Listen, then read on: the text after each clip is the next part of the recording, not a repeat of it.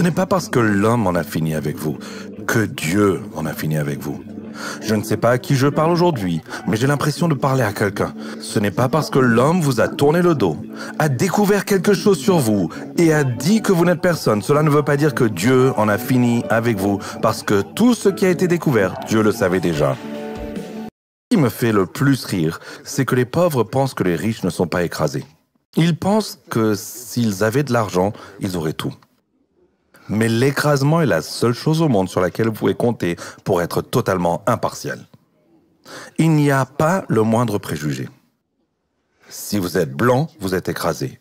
Si vous êtes noir, vous êtes écrasé. Si vous êtes jeune, vous êtes écrasé. Si vous êtes vieux, vous êtes écrasé. Si vous êtes une femme, vous êtes écrasé. Si vous êtes un homme, vous êtes écrasé. Si vous gagnez beaucoup d'argent, vous êtes écrasé. Si vous ne trouvez pas de travail, vous êtes écrasé. L'écrasement n'a pas de préjugé. Il est présent dans la vie de chacun. Nous connaissons tous des périodes de mort et de désespoir. Les rêves s'évanouissent. Les relations s'effritent. Les entreprises s'effondrent. Et il semble que vous allez mourir. Qu'il s'agisse d'une grande entreprise qui rapporte des milliards de dollars et rend des comptes à des actionnaires, ou une boutique familiale d'un service de nettoyage à sec ou d'un magasin de cupcakes, vous passez par des changements. C'est l'écrasement qui vous donne la sagesse. La sagesse ne s'achète pas dans un magasin. Vous ne pouvez pas l'obtenir dans un bocal. C'est l'écrasement qui donne la sagesse. C'est Nelson Mandela qui a été emprisonné à tort, enfermé dans une prison au milieu d'une île pendant des années, sans savoir que pendant qu'il était détenu, qu'on lui poussait de la nourriture comme à un chien pour qu'il mange sur le sol, jamais il pensait qu'il deviendrait le président de l'Afrique du Sud. Et s'il n'avait pas enduré la prison, il ne serait pas devenu président. C'est la prison qui a créé la présidence. Voilà ce qu'est l'écrasement.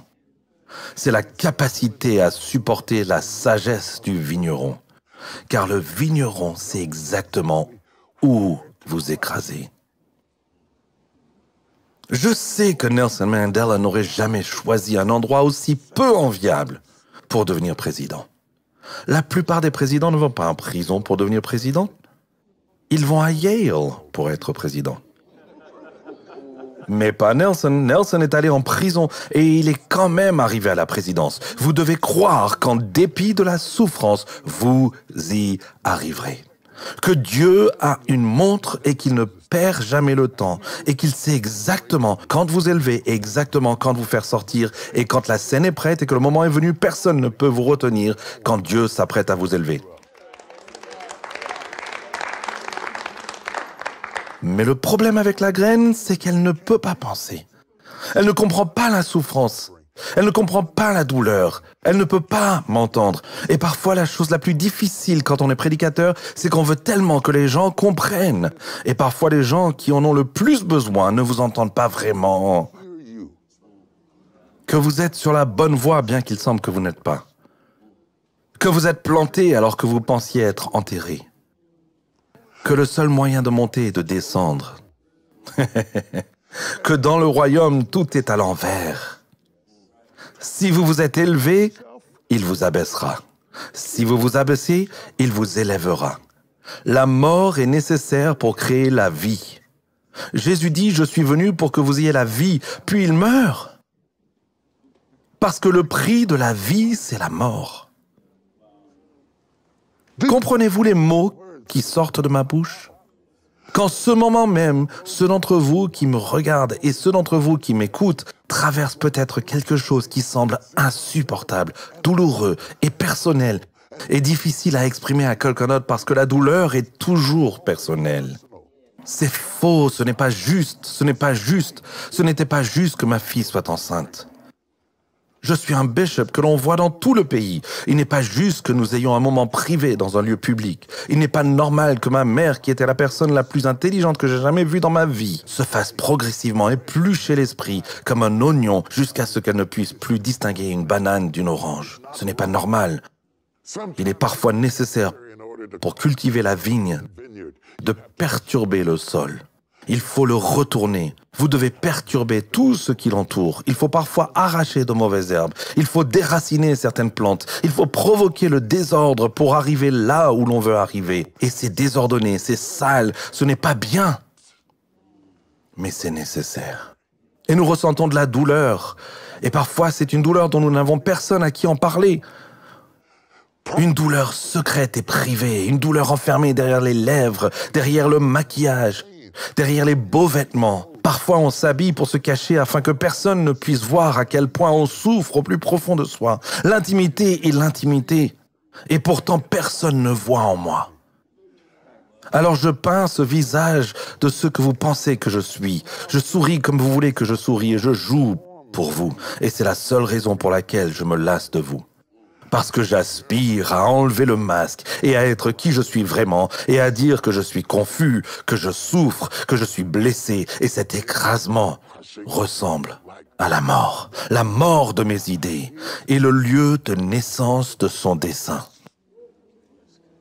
Dieu travaille dans l'écrasement. Et il lui plaît de meurtrir. Il a plu à Dieu de nous meurtrir. Non pas parce qu'il est sadique, non pas parce que nous sommes psychotiques de masse. Il lui plaît de nous meurtrir parce qu'il sait que le résultat final nous mettra dans un état où nous ne pourrons plus fermenter, où nous pourrons supporter un revers, une déception, où nous pourrons supporter une blessure. Le vin ne se gâte pas. Il durera des années et des années dans l'obscurité, dans le sous-sol, dans la cave, parce qu'il a été suffisamment écrasé pour résister au temps. Et vous pouvez voir quand une personne a été écrasée, parce que ce sont des survivants. Les gens qui ont été écrasés sont des survivants. Lorsque mon église s'est vidée et que nous avons traversé le Covid, que j'ai dû prêcher seul dans un bâtiment vide, ce n'était pas un problème parce que j'ai commencé à prêcher dans un bâtiment vide. Je n'ai pas besoin de personne pour faire ce que Dieu m'a appelé à faire. Je n'ai pas besoin de groupe, je n'ai pas besoin d'applaudissements, je n'ai pas besoin de cris, je n'ai pas besoin de danse, je n'ai pas besoin d'orgue. Tout ce dont j'ai besoin, c'est ce qui est en moi. Si Dieu est à l'intérieur de vous, tout ce que l'écrasement fera, c'est de le faire ressortir. Et permettez-moi d'ajouter cette dernière remarque. Si Satan était intelligent, il ne pousserait jamais. Parce que si vous ne me poussiez pas, je ne sécréterais jamais la gloire. Si vous ne m'aviez jamais poussé, je n'aurais jamais découvert qui j'étais. Et si on ne me poussait jamais, je ne découvrirais jamais ce que je peux faire. Si vous ne m'aviez jamais poussé, je n'aurais jamais découvert ce que je pouvais être. Mais plus nous sommes affligés, dit la Bible, plus nous grandissons. Alors si vous avez l'impression d'être affligé, si vous avez l'impression de mourir, et si vous avez l'impression qu'il vous pousse à bout, tenez bon. Le meilleur est à venir.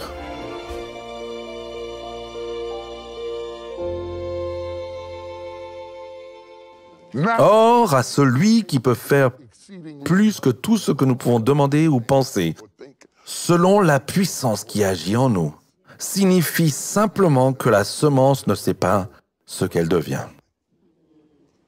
S'il est capable de faire infiniment plus que tout ce que nous pouvons demander ou penser, cela signifie que nous n'avons aucune idée de ce qu'il est en train de faire lorsqu'il nous fait.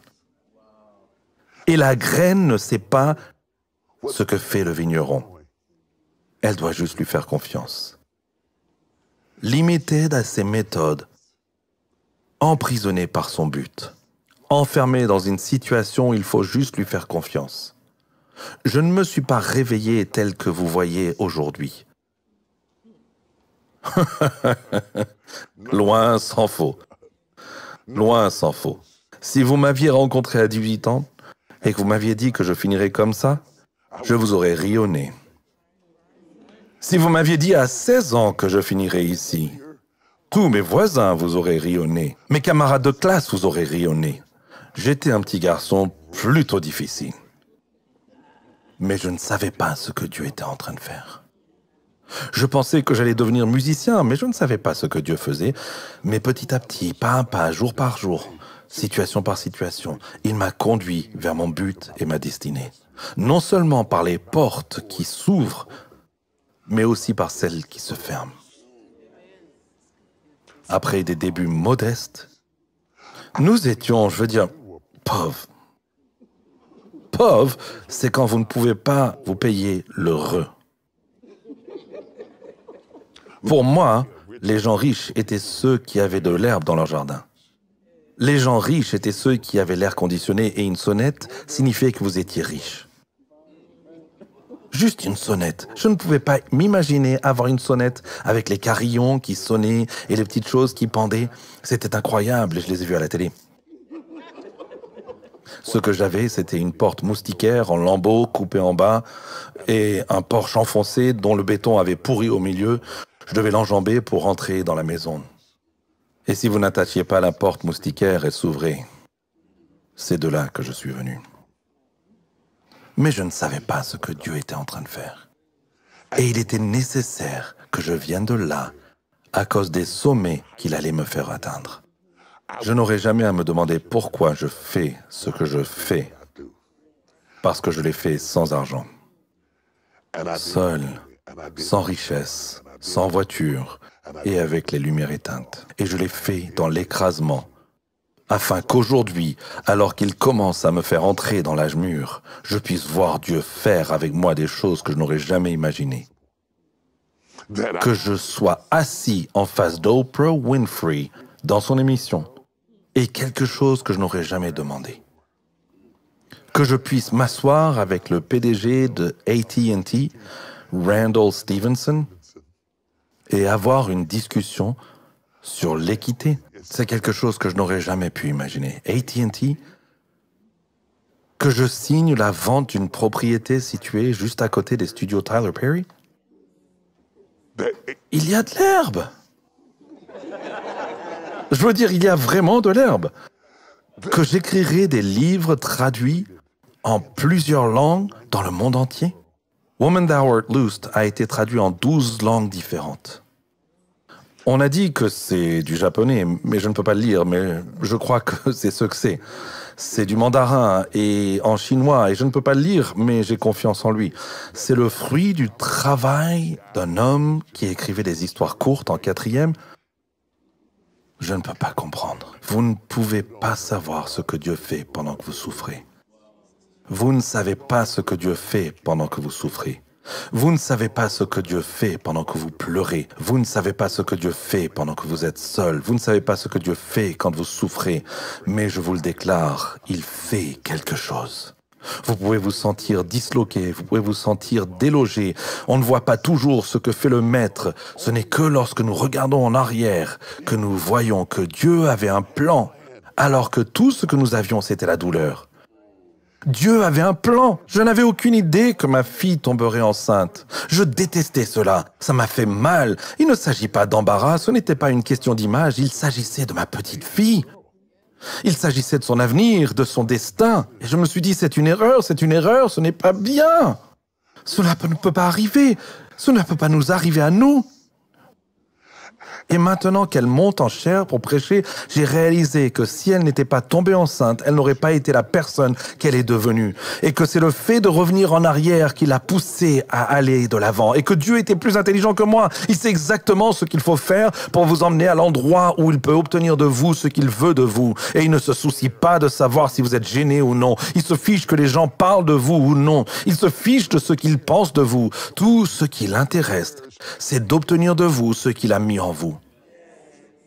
Il vous fera passer de la semence au fruit, et vous ne pourrez pas choisir la méthode qu'il utilise. Vous ne pouvez pas choisir l'outil avec lequel il vous coupe. Il peut s'agir de votre première relation. Il peut s'agir d'un viol. Il peut s'agir d'un abus dans l'enfance. Mais il a façonné quelque chose en vous, aussi horrible soit-il, qui vous a rendu autonome et capable de vous tenir debout. Et lorsque vous avez fini de pleurer, vous vous êtes réveillé une femme plus forte que vous ne l'étiez en tant que fille. Quelqu'un sait-il de quoi je parle? Ce que j'aime le plus chez lui, c'est que Dieu n'abandonne jamais.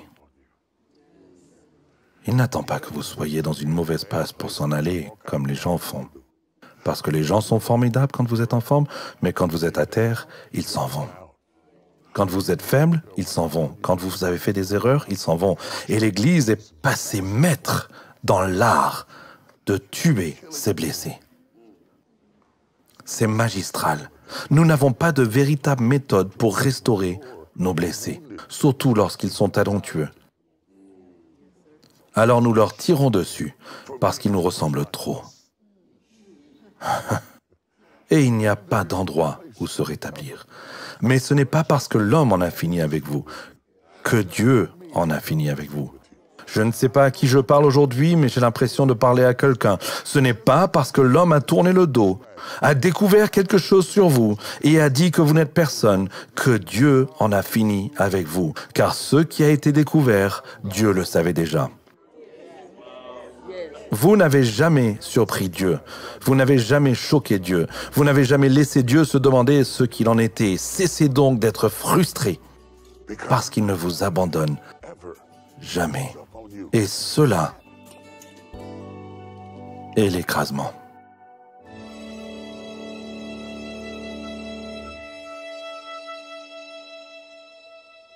Le caractère unique de l'être humain réside dans les sens dont Dieu nous a dotés pour nous permettre d'être en contact avec le monde.